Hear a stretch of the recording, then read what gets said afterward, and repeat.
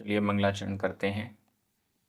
वीरं विशालनयनं रत्तुप्पलकोमलसमपायं त्रिविहेणपणमिऊणं शीलगुणाणं मृषामेह। बोलिए श्री खजराट चंद्रप्रभ भगवान की जय। आचार्य श्री कुंद कुंद स्वामी की जय। आचार्य गुरु और विद्यासागर समय सागर जी महाराज की जय। मुनि पुंगव श्री 108 सुधा सागर जी महाराज की जय। हम सभी बड़े ही सौभाग्यशाली हैं जो हमें आचार्य कुंद कुंद स्वामी के महान ग्रंथ अट्ठपाहुड़ के अध्ययन का अवसर मिल रहा है। 7 पाहुड़ पूर्ण हो चुके हैं। अंतिम 8वां पाहुड़ सील पाहुड़ प्रारंभ हुआ है। आज हम 2 गाथाओं का अध्ययन करेंगे, क्रमशः गाथा क्रमांक 3 और 4। सील पाहुड़ अभी अभी प्रारंभ हुआ है, विषय में प्रवेश कराया जा रहा है। गाथाएं बहुत अच्छी हैं, प्रेरक हैं, अनुकरण करने योग्य भी हैं। चलिए प्रारंभ करते हैं। गाथा क्रमांक 3 उच्चारण। दुःखेण जहि आधा क ख आधा ज पूरा ज। दुःखेण जहि दुःखेण जहि णाणम णाणम 2 बार णाणम है। णाऊण णाऊण भावना भावना। दुःखम आधा क ख दुःखम। भावीयमयी भावीयमयी भावीयमयी। व जीवो जीवो। विषयेषु विषयेषु। विरज्जये विरज्जये आधा ज पूरा ज। विरज्जये दुःखम दुःखम। दुःखेण जहिणाणं दुःखेण जहिणाणं णाणं णाऊण भावना दुःखं णाणं णाऊण भावना दुःखं। भाव्यमयीव जीवो भाव्यमयीव जीवो। विषयेषु विरज्जये दुःखं विषयेषु विरज्जये दुःखं। बहुत अच्छी गाथा। बार बार दुःखम शब्द आ रहा है।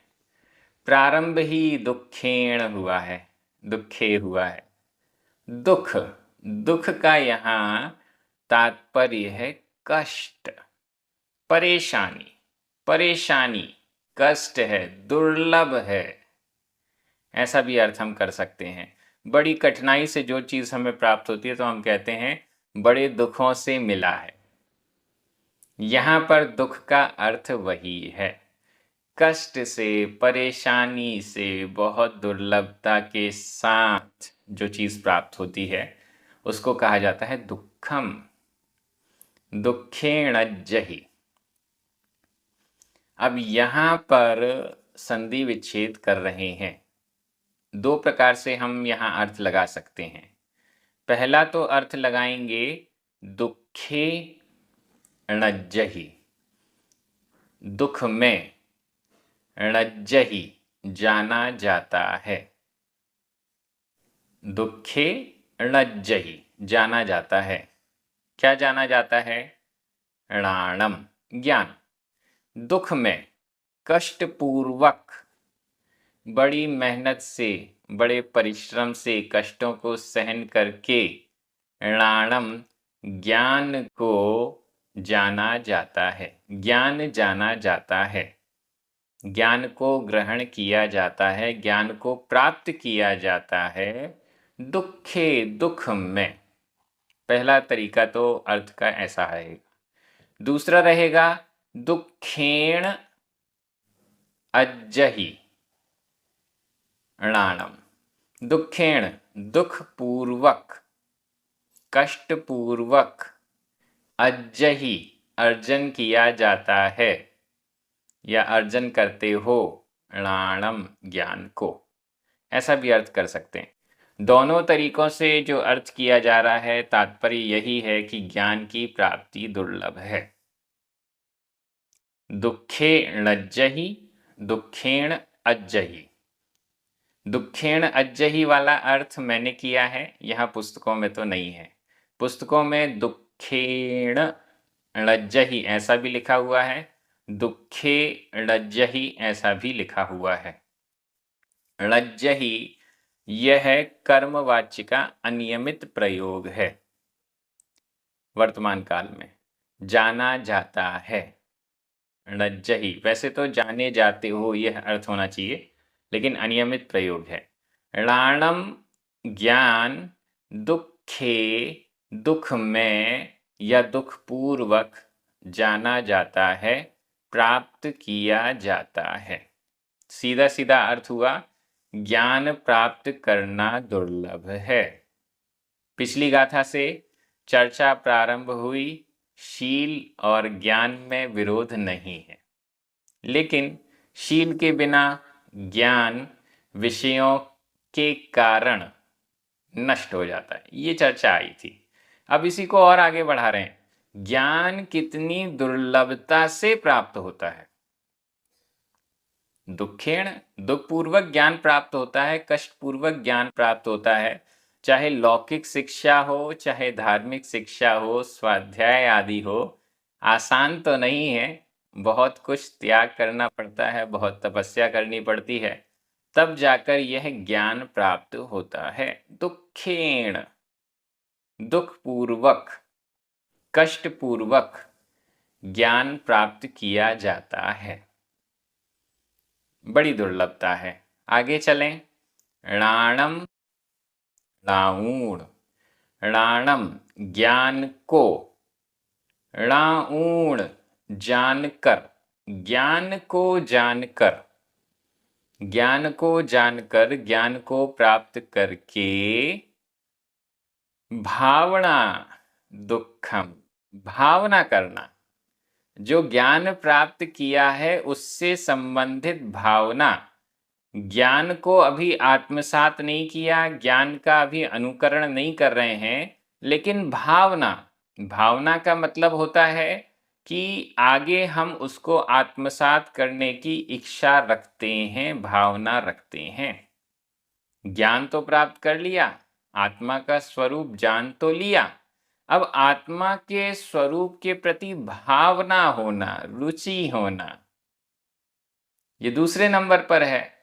णाणम णाऊण ज्ञान को जानकर, भावना भावना करना, रुचि रखना, उसकी ओर आकर्षित होना, दुखम और अधिक दुख का काम है और अधिक दुर्लभ है और रेयर हो गया।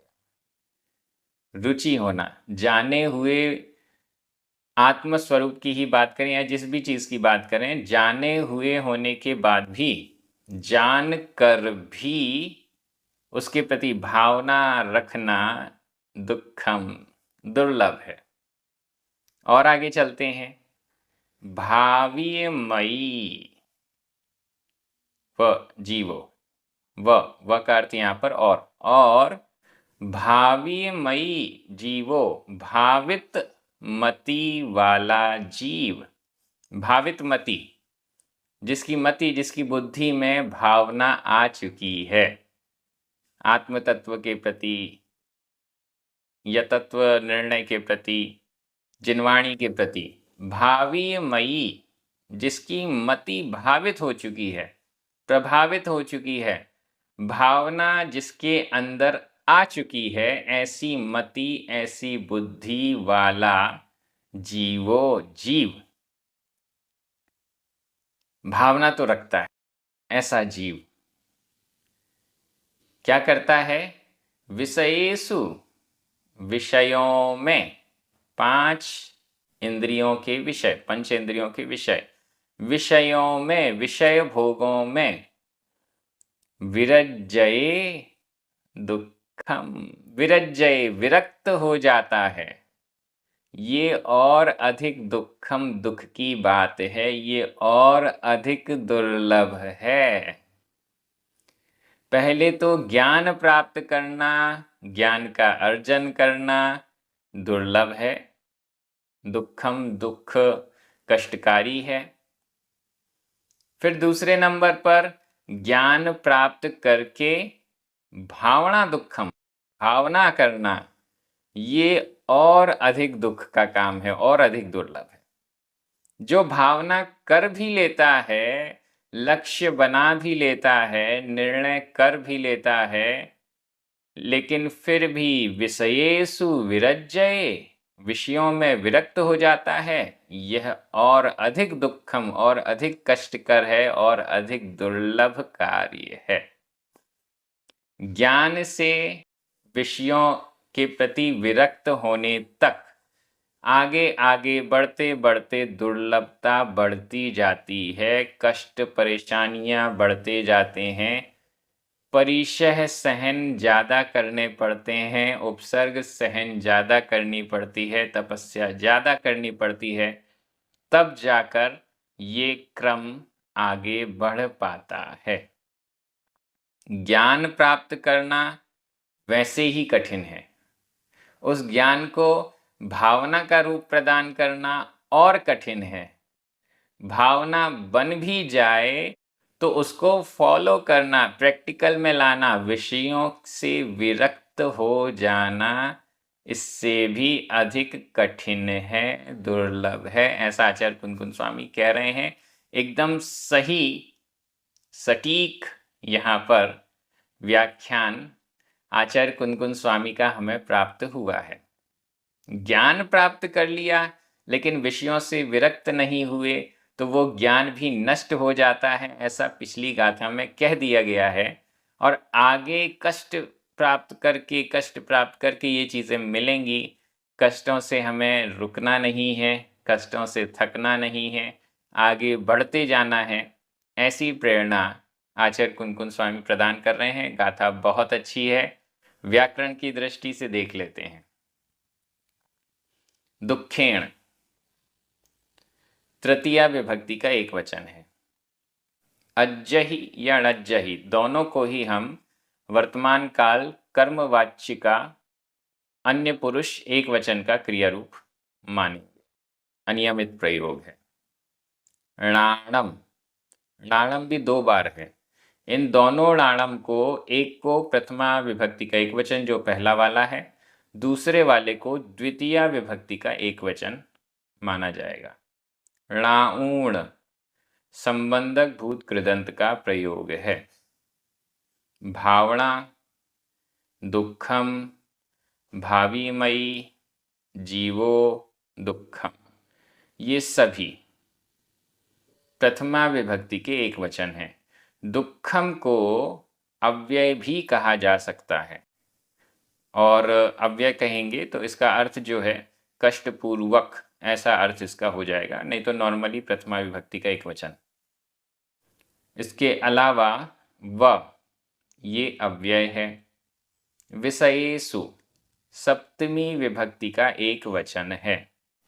विरज्जये वर्तमान काल अन्य पुरुष एक वचन का क्रिया रूप है। इस प्रकार से व्याकरण हो गई। मैं हिंदी अर्थ कर रहा हूं, आपकी नज़र प्राकृत शब्दों पर जानी चाहिए। दुखपूर्वक ज्ञान प्राप्त किया जाता है, जाना जाता है। ज्ञान को जानकर, प्राप्त करके भावना दुर्लभ है। भावना से सहित बुद्धि वाला जीव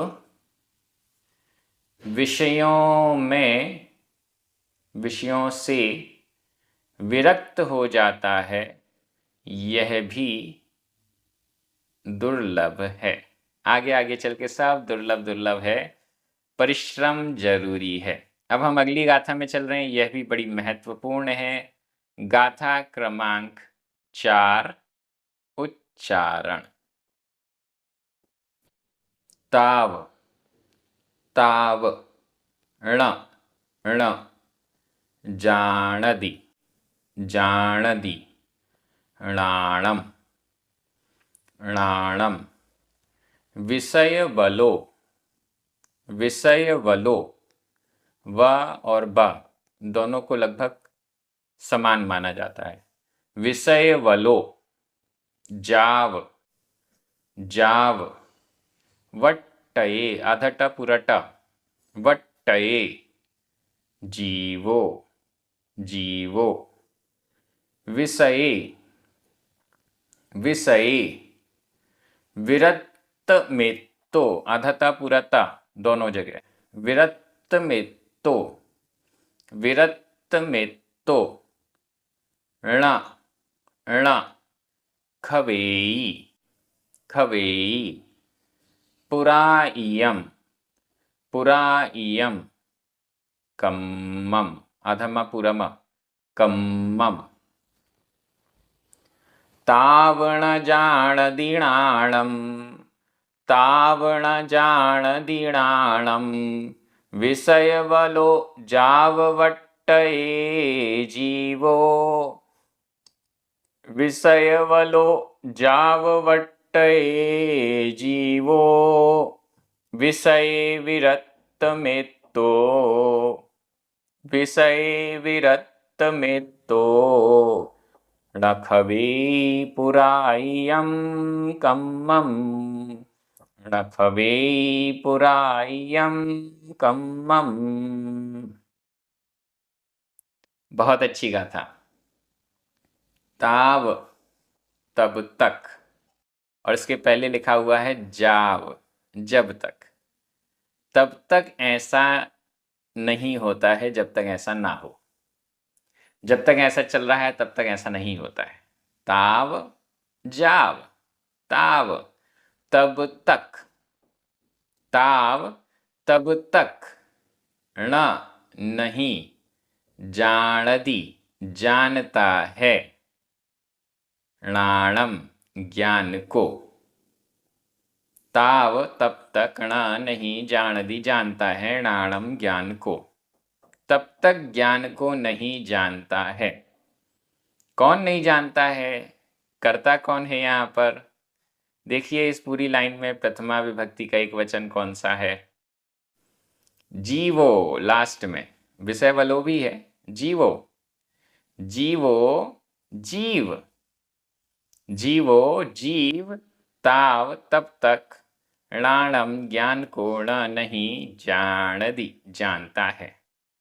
जीव तब तक ज्ञान को नहीं जानता है जाव जब तक विषय बलो विषय बलो विषय बल विषयों का बल पंचेंद्रिय के विषयों का बल पंचेंद्रिय के विषयों का स्ट्रांग होना वट्टये वर्तता है होता है रहता है। जाव जब तक विषय बलो वट्टये जब तक विषय बल है जब तक पंचेंद्रियों के विषय बलवान हैं और हम कमजोर हैं तब तक णाणम न जानति ज्ञान को नहीं जानता है जीव। तब तक ज्ञान जानता ही नहीं है, तब तक ज्ञान को जानता ही नहीं है, तब तक ज्ञान प्राप्त किया ही नहीं है। अगर हो भी रहा है तो मात्र अक्षरों का ज्ञान हो रहा है, वह ज्ञान हृदय में उतरा ही नहीं है। कब? विषय बलो वट्टये जब तक विषय बलवान है, जब तक पंचेंद्रिय के विषयों से हम प्रभावित हैं, जब तक पंचेंद्रिय के विषयों ने अपना दबदबा बनाया हुआ है, ताव तब तक जीवो जीव णाणम ज्ञान को ण नहीं जानदी जानता है। जब तक पंचेंद्रिय के विषय अपने दम के साथ, अपने पावर के साथ हमारे ऊपर हावी हैं, तब तक हमने ज्ञान को प्राप्त किया ही नहीं है। ऐसा यहाँ पर आचार्य कुंद स्वामी स्पष्ट कह रहे हैं। अगर पंचेंद्रिय के विषयों को बलवान ही बना रहने दिया है हमने, तो ज्ञान प्राप्ति का कोई लाभ ही नहीं है। ज्ञान हमारे किसी काम का ही नहीं है। अगर विषयों से विरक्ति की ओर आगे नहीं बढ़ रहे हैं तो ज्ञान किसी काम का ही नहीं है। यहाँ शील की बात हो रही है, सही आचरण की बात हो रही है। आगे क्या कह रहे हैं देखिए, विषय विरक्त में, तो विषय में, पंचेंद्रिय के विषय में, विरक्त में तो विरक्त मात्र है। मात्र शब्द का यहाँ प्रयोग कर दिया है, बड़ा महत्वपूर्ण है। विषय में, पंचेंद्रिय के विषयों में विरक्त में तो विरक्त मात्र है। मात्र कहने का मतलब पंचेंद्रिय के विषयों से तो विरक्त है लेकिन ज्ञान नहीं है। पंचेंद्रिय के विषयों से तो विरक्त है लेकिन ज्ञान नहीं है, तो क्या होगा? ण नहीं अवेयी नष्ट करता है। पंचेंद्रिय के विषयों से तो विरक्त है लेकिन विरक्त मात्र है, ज्ञान नहीं है, तो क्या है? न खवेई, नहीं नष्ट करता है। पुरायम, पुराने, पुरातन, कम्मम कर्म, पुराने कर्म जो बंधे हुए हैं, पूर्व भवों के कर्म जो बंधे हुए हैं, उनको न खवेई, नहीं क्षय करता है, नष्ट नहीं करता है। विषयों से वर्तमान में विरक्त है। पंचेंद्रिय के विषय भोग वर्तमान में अच्छे नहीं लगते लेकिन ज्ञान प्राप्त नहीं किया है, तो क्या होगा? वर्तमान में कर्म बंध तो नॉर्मल होगा, वैसा बड़ा नहीं होगा क्योंकि विषयों से विरक्त है, लेकिन पुराने कर्म जो बंधे हुए हैं उसको नष्ट नहीं कर पाएगा। पुराने कर्मों को नष्ट करने के लिए विषयों से विरक्ति और ज्ञान की प्राप्ति दोनों जरूरी हैं। ज्ञान भी जरूरी है और सही विषयों से विरक्ति भी जरूरी है, तभी जाकर पुराने कर्मों का क्षय कर पाएंगे, और यही तो शील है। सही आचरण, सही ज्ञान, यही तो शील है, ऐसा हम समझ सकते हैं। बहुत अच्छी ये गाथा। विषयों से विरक्त मात्र भी यदि कोई है, ज्ञानवान नहीं है, तो वह पुरायम कम्मम, पुराने कर्मों को न खवेई, नष्ट नहीं करता है। हम अनादिकाल से संसार में भटक रहे हैं, अनादिकाल से कर्मों को बांध रहे हैं। कोड़ा कोड़ी सागरों की लंबी लंबी स्थिति वाले कर्मों को हम बांधते हैं। ये कोड़ा कोड़ी सागर की स्थिति एक भाव में समाप्त नहीं हो सकती, ये तो पता नहीं कितने भाव लगेंगे तब जाकर ये अपना कर्म फल देते रहते हैं। इतने इतने पुराने पुराने कर्म भी बंधे हुए हैं। इन पुराने कर्मों को कौन नष्ट करेगा? जो विषयों से विरक्त है और ज्ञानवान भी है, वही नष्ट कर पाएगा। ऐसा यहाँ आचार्य कुंद स्वामी ने स्पष्ट किया। बहुत अच्छी गाथा है। व्याकरण की दृष्टि से देख लेते हैं। ताव, ण, जाव, ण, ये सभी अव्यय हैं। जाणदी, वट्टये, खवेई, ये सभी वर्तमान काल अन्य पुरुष एक वचन के क्रिया रूप हैं। णाणम द्वितीय विभक्ति का एक वचन है। पुरायम, कम्मम, ये दोनों भी द्वितीय विभक्ति के एक वचन हैं।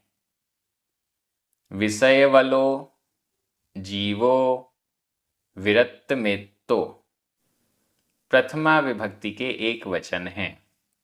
विषये सप्तमी विभक्ति का एक वचन है। मैं हिंदी अर्थ कर रहा हूं, आपकी नजर प्राकृत शब्दों पर जानी चाहिए। जीव तब तक ज्ञान को नहीं जानता है जब तक विषय बल होता है, विषय बलवान होता है। विषयों में विरक्त मात्र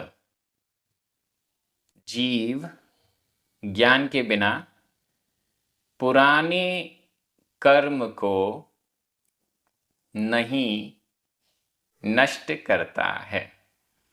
इतनी अच्छी अच्छी गाथाएं जैन दर्शन का हृदय खोल कर रख रही हैं। आचार्य कुंद स्वामी के इन ग्रंथों का अध्ययन करके जो अपूर्व आनंद हो रहा है उसकी तो कहीं से कोई तुलना ही नहीं की जा सकती है। हम सभी प्राकृत भाषा की दृष्टि से एक एक शब्द को समझते हुए आगे बढ़ रहे हैं। ये बहुत अच्छा कार्य हो रहा है, सभी बड़े खुश हैं। इसी प्रकार से यह क्रम आगे भी बढ़ता जाएगा। जिनवाणी स्तुति करें, 9 बार नमोकार मंत्र पढ़ें।